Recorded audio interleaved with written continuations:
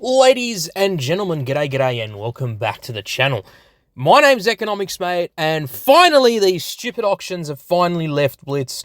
We can talk about other topics and make videos about other issues relating to Blitz. But in today's video, we're going to sort of steer not entirely away from Blitz, but slightly away from Blitz and focus on World of Tanks PC. Because, as you guys know, World of Tanks 2.0 has been released on the test server, so there is actually a test server dedicated to Wot of Tanks 2.0, and you can test out all the new features.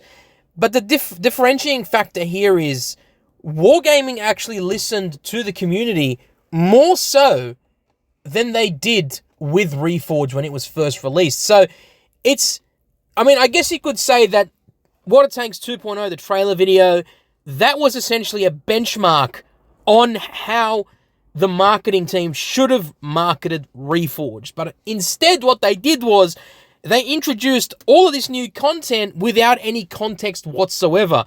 People had some kind of idea that were going to be some major changes that were going to happen and some rebalancing, but the main sort of premise was still a surprise. So when that video came out, we can have live reactions, and Wargaming sort of kept it sort of nonchalant. They didn't make way too many drastic changes. Of course, there is you can't really compare apples with oranges. You know, the Blitz and Reforged are two different engines. One is on the Dava engine and the other one is on obviously Unreal Engine. Whereas with Wot of Tanks 2.0, it's still on the the PC engine that they use. I believe it's the Dava engine, but it's just different. It's a revamp of the entire game on the same engine, whereas Reforged is a revamp of the entire game on a different engine. So I can understand where some of the people were coming from in that sense. That being said, there is a lot of things that need to be spoken about. And more importantly, there's a lot of things that we need to obviously address. And the biggest problem I feel in Wot of Tanks PC 2.0, specifically Wot of Tanks 2.0, the biggest problem that I have is, of course, with Tier 11. Now, Tier 11 is a very interesting tier in general. Now, obviously, if you know about Leicester, then you'll know that Wot of Tanks Leicester, or the Leicester version of Wot of Tanks, has Tier 11. Now, Wargaming have officially announced and released Tier 11 tanks on the test server. And that being said, it's an awesome addition. I'm very happy that Tier 11 is going to be introduced into the game. I'm very, very excited that Wot of Tanks PC is going to have Tier 11. We're going to have a different sort of branch off from the tiers. And that's a great thing. I'm happy for that. I would love to see that, that specific aspect be added into Reforged for Blitz. I would love to see Tier 11 being added to Blitz and maybe even Tier 12. My biggest issue with these tanks and with Tier 11 is, like, for example, here, the mouse and the Tankersharat, or whatever the hell it's called, right? Like, it kind of makes sense that that's an evolution of the mouse. I get it. But a lot of these tanks, like the Leopard 120, for instance, why couldn't they just implement a more realistic tank? Like the Leopard 1A2, for instance. That's a realistic tank. They could have used tanks from War Thunder that are Cold War and post-Cold War tanks and implement them as Tier 11 tanks. I don't understand why they had to basically create their own, quote-unquote, ChatGPT versions of Tier 11 tanks, because, that's what a lot of the CCs were saying. That they're ChatGPT versions of the Tier 10 tanks at Tier 11. Like, do you see the sort of resemblance here? Like, again, I like the fact that they introduced these new tanks and they're uniquely designed in a way that, they're unique. Apart from maybe the Leopard 120, because that literally looks like a real tank from the Cold War era. But again, that being said, why, for instance, did they need to make a Tier 11 of the can opener?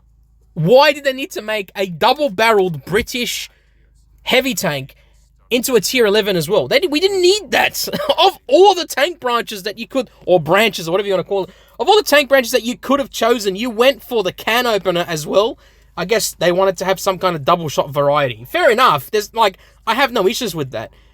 But the biggest problem, again, is that with Tier 11 tanks, it's different. It's different now. It's a different kettle of fish. You're introducing a brand new tech tree, not tech tree, but a brand new tier, but also introducing on top of that special abilities or mechanics that you can unlock as you grind the tank or grind skills in the tank, which I get that. And you know what's funny? Water Tanks Blitz actually has that mechanics. They have those mechanics in Blitz for certain tanks. Like, for instance, the, the track mechanic. Like, for instance, the spotting mechanic, right? Just to name a few. There are many mechanics that are implemented in Blitz as we speak. So, yes, it's very similar to Water Tanks PC, the way they've implemented it. However, the difference is that with Water Tanks PC, an individual tank can have more than 2 mechanisms. Whereas in Blitz, I think the maximum is like 2 or 3. That's it. It's crazy to think that some of these tanks are going to have, all the tier 11 tanks are going to have special abilities and mechanics that are going to make them broken. I think that's also one of the biggest reasons why people were concerned about this. And this is, you see that right there? This is one of the mechanisms here where you basically ram into another tank, blah, blah, blah. You have a coaxial gun mechanism as well, where if you shoot your main gun, your coaxial gun or your secondary gun actually fires as well. And I think that's a cool thing. I think that's an awesome feature to have. To have that feature would be awesome. It's actually pretty cool to see that being implemented in Water Tanks PC. I'd love to see something like that in Blitz where your coaxial gun can actually fire. But I think the reason why they don't do that is because it will feel very much like War Thunder. And I can understand Wargaming's sort of, position on that in regards to gauging and whatnot. So fair enough. This is another mechanism here, or another ability where you basically can fire at tanks on the move. And I guess that's not really much of an ability, but the way they've done it is that you increase your accuracy. I think it is, it's another mechanic or something like that. I can't remember exactly what it is. I haven't played on test server as of yet. By the way, that is a British tank that branches off from the Badger. So that's going to be very interesting to see as well. A British tank destroyer. Literally looks like a box.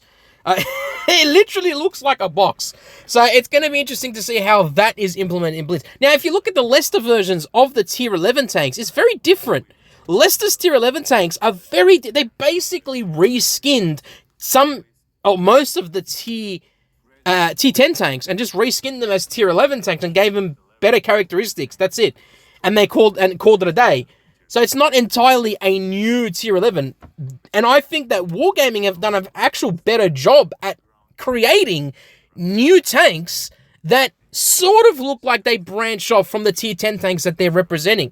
So I can give them credit for that, and I do like the fact. But again, I don't like how they've designed some of these tanks where they look very AI designed. They should have made them more realistic. They should have taken inspiration from actual Cold War and post-Cold War tanks and main battle tanks. It would be awesome to see how that'll sort of come around. And I would love to see some kind of implementation with that. So that is essentially so if we have a look here, right? So this is before the upgrade. So when we say upgrades, we mean the abilities or the mechanism or the mechanics that you can get, right? So let's take this tank here, the Tankersrati or whatever you want to call it, right? The Tier 11 of the mouse tech tree line, right?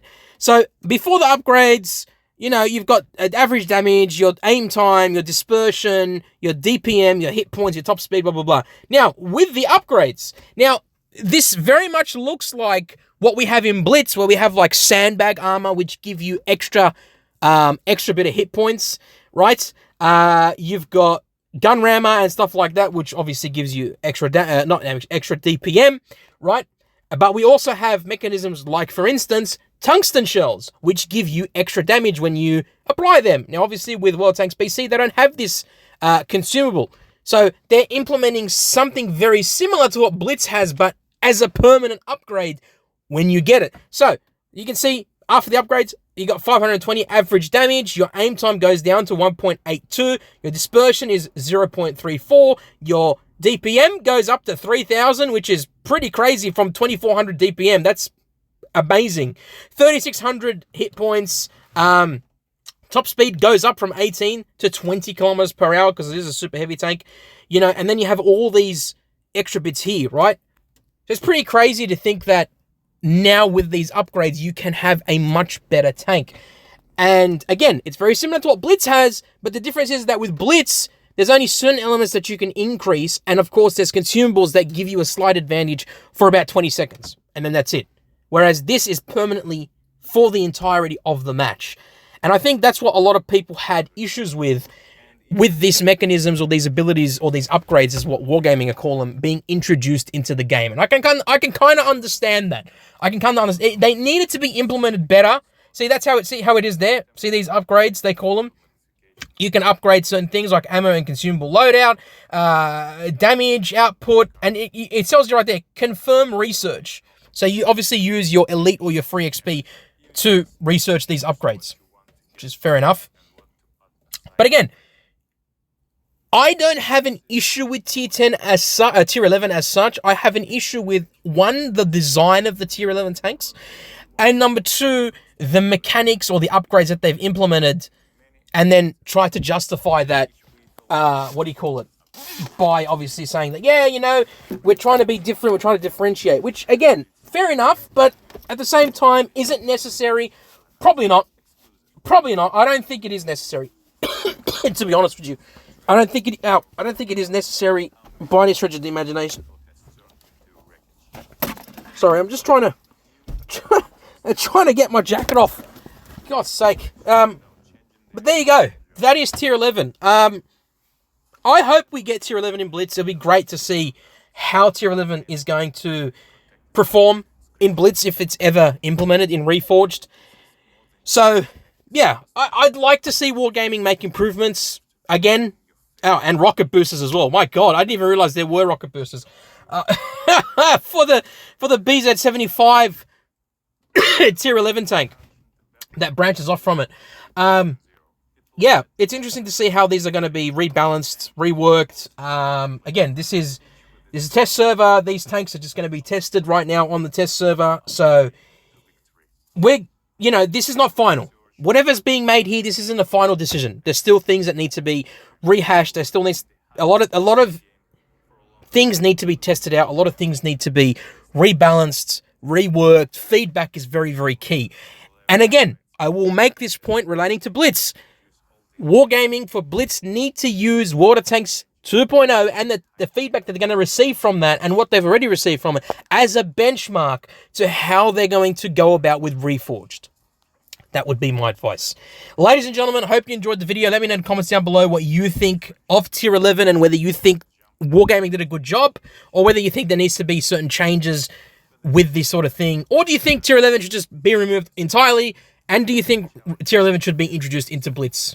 You let me know. I love you all, and I'll catch you in the next one. Bye-bye.